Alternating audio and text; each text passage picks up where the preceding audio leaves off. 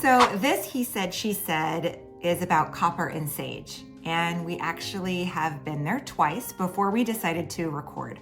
The first time we went, it was Valentine's Day. And anybody who's been in the restaurant business knows you never know what can happen on Valentine's Day.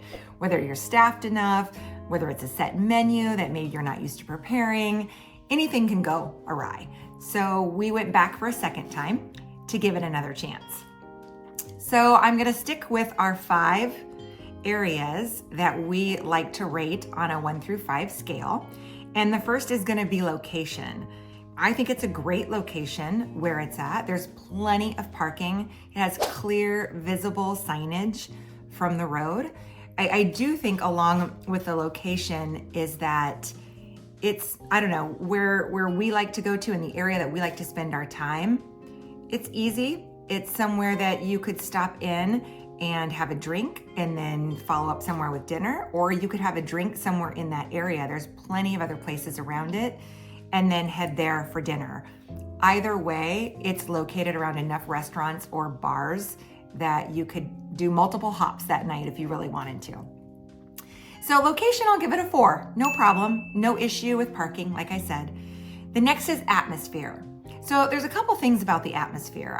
I will tell you, when we went on Valentine's Day, the dining room was very dark, very darkly lit, almost a little too much.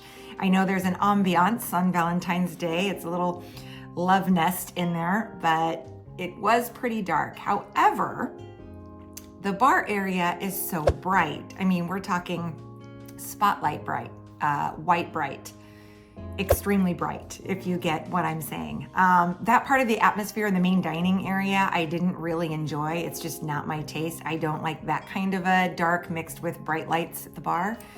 They do have an outdoor patio that looked fabulous to go to and to sit at. However, we never sat on the patio area, so I can't really speak for what it's like out there, whether it's hot enough or cold enough, and what the atmosphere is like. They have a speakeasy attached on the other side of the restaurant bar area. It wasn't open when we were there, but she did give us a tour, our bartender, and it's a pretty cool place. Beautiful couches and chairs and excellent places to sit. The bar is lit well, and they even have a back room that is for hosting larger parties, and you actually get to it by going through a moving, like a library wall, a moving bookshelf, let's put it that way. That's probably a little bit better said. But that was really cool. So it's hard for me because atmosphere and bar area, I really would give it a 2.5. It's wide open, it's echoey, not my fave.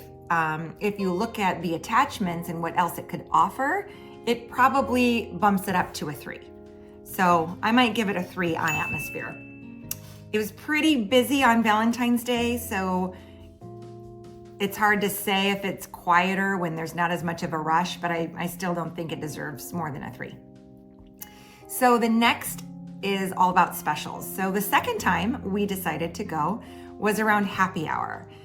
And I do have to say that I loved the fried pickle chips with the pimento cheese dip. I am a fried pickle fanatic. I love pickles in general, and pimento cheese, come on, I'm from Nebraska. So who doesn't love pimento cheese? That was one of my favorite. And then the discounted specials on the food were also very reasonable. I had a grilled cod taco, which was delicious and cooked perfectly, and it was the right portion for what we wanted to eat. And then of course we had to splurge on the duck fat fries. So our second trip there for happy hour, the food was awesome. The first trip, not so much. I don't know if they were way over their head. Let's just say the Brussels sprouts came out hard and crunchy, which we know Brussels sprouts that are being sauteed and grilled with bacon and maple syrup shouldn't be hard and crunchy. And they were cold. And we complained and they took them back. But then the meal came out. And you know, when you're spending that much money on a special dinner, you just want it to be amazing. So my fingerling potatoes were crunchy. They weren't fabulous at all. And my husband's risotto was crunchy. And he even said, my risotto's crunchy. And the response was, okay. So not only was the food subpar, but the reaction to what we were talking about with the food being subpar was not really, it wasn't taken care of in a way that it should be customer service wise. So first experience, I would give the food all the way at 2. The second experience, I would give it a 4. So I guess that puts it at a 3, but I don't feel good about that because of the response of how the food was. So it's gonna get a 2.75. That's all I can do. Happy hour food should be good. It should be easy. It should be simple. It should be fried pickles. It should be that yumminess. So you can't really mess up a happy hour, but boy, you sure can mess up risotto. And if you don't know how to cook it, probably shouldn't be on your menu. As far as their drinks, great cocktails, good beer selection, 0 complaint there. The bartender was fabulous. She was talking to us about other kind of drinks and things that she likes to make, and she was entertaining. This is the second time around entertaining a group of people that she was just really talking up some different drink options or how she likes to put her spin on their cocktails. So that brings us to staff. We only met a few. First visit, not great. We waited 20, maybe 30 minutes to get our drink after we had been sat. It took a long time. Water wasn't filled consistently. Like I said, the response for our complaint on our food wasn't really met with, oh my gosh, I'm so sorry, let me get you another, or let me take it off your bill, or is there something I can do, or can I buy you a drink, or would you like a dessert? Like, nothing that you're used to seeing at the restaurant. We felt really rushed.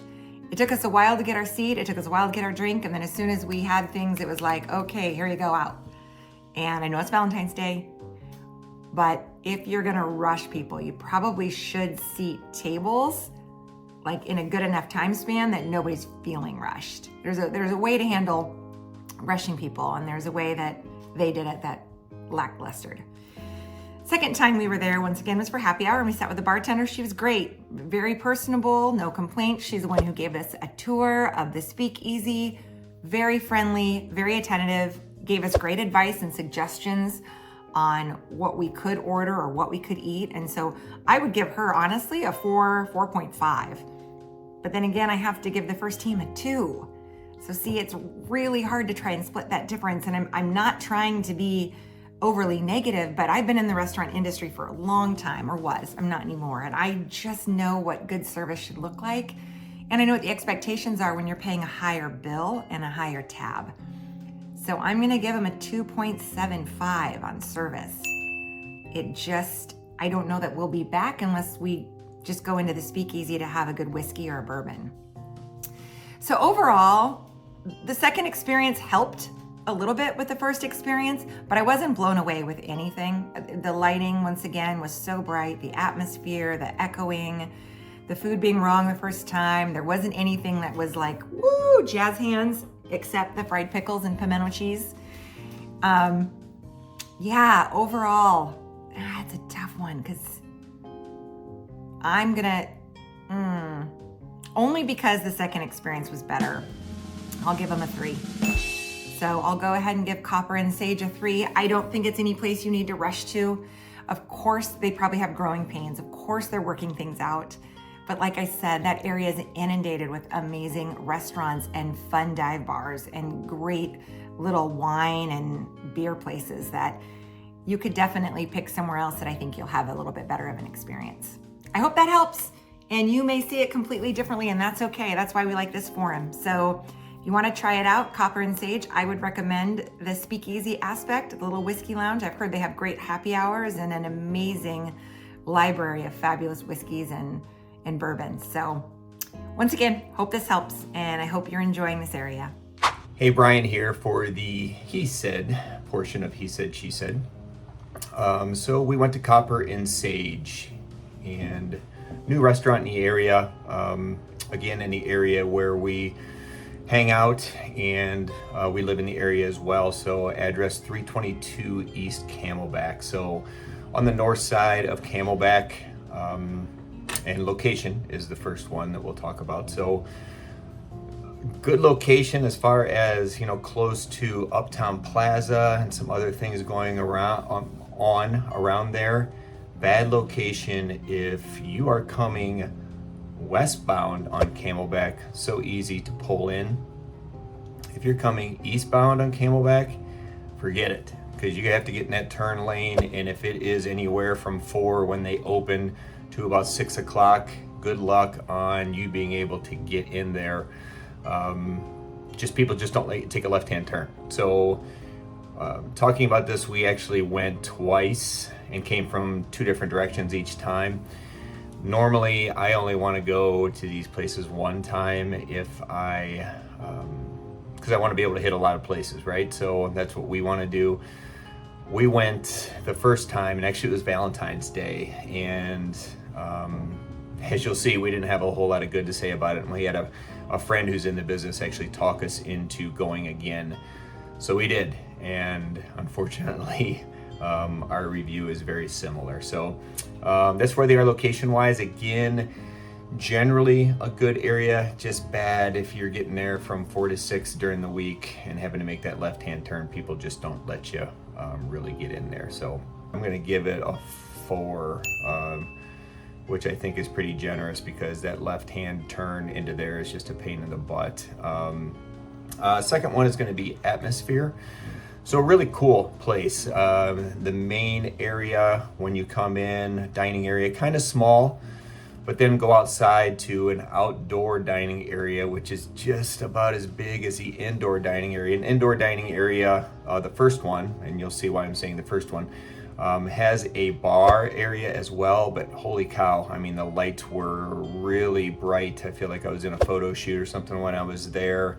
And then you go to outdoor area, and then the next area, they call it a speakeasy, and I know what they mean. There's a dining area where you go through kind of a bookcase to get to, which is really cool, but this is just a bar area, but it's doggone near as big as the other dining area, and they don't have full menu in there. So Atmosphere is super cool. It's I'll call it an old brick home, if you will.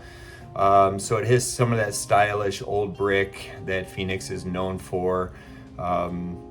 Way back in the day, right? And it looks like maybe it was rebuilt from 2 different kinds of brick, possibly because it has that style where it looks like the brick was made and they put lines through it.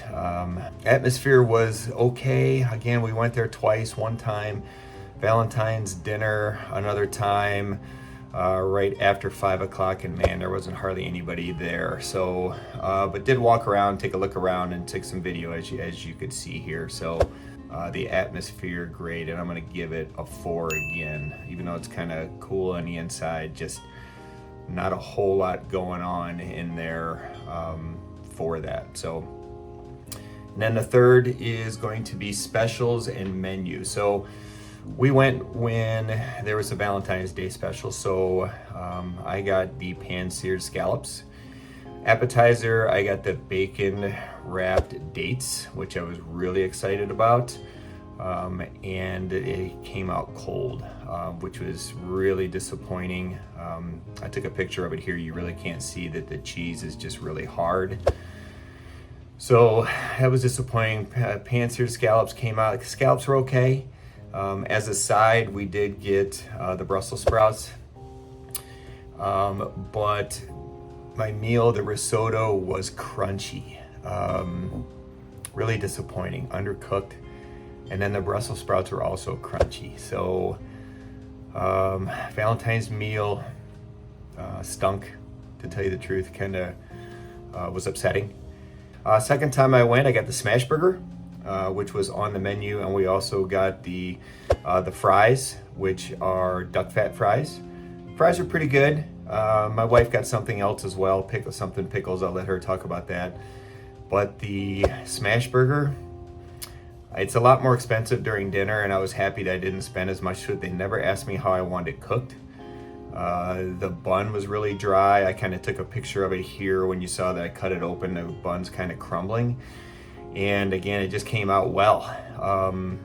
It was super disappointing. So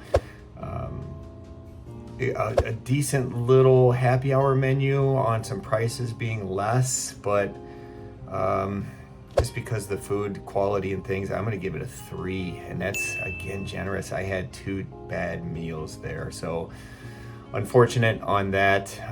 Again, haven't tried the whole entire menu, and I know some people like it, and I've had some friends tell me they really like the burger. But man, not to ask you It's 9 during happy hour. I think it is 14 or 15, a $14 or $15 burger during regular. You should be able to get that the way you want it cooked. So that was disappointing. Fries were pretty good. They didn't come out like super hot, but they were pretty good. But everything else was disappointing, with the risotto being crunchy and the Brussels sprouts being crunchy, and the cold cheese and the bacon wrapped dates was disappointing. So a 3. So staff. First time we were there, disappointing again. I know that's a word I keep using over and over, but it took about 15 minutes for us to get a drink.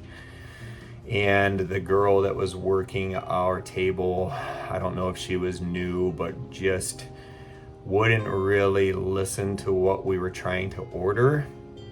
The second time we were there, bartender was great. She was really good. I ordered a mule and it was terrible, but she was good. I mean, but there also wasn't anybody in the place. And but Valentine's Day, they actually reached over. They asked if we were done, and we said no. And she actually reached in front of my wife, and it'll be interesting to see if she remembers, because it was a little time ago, and started to take her plate out of in front of her after we told her no, we weren't done. So my wife, I think she thought her meal was okay, or I didn't like mine at all.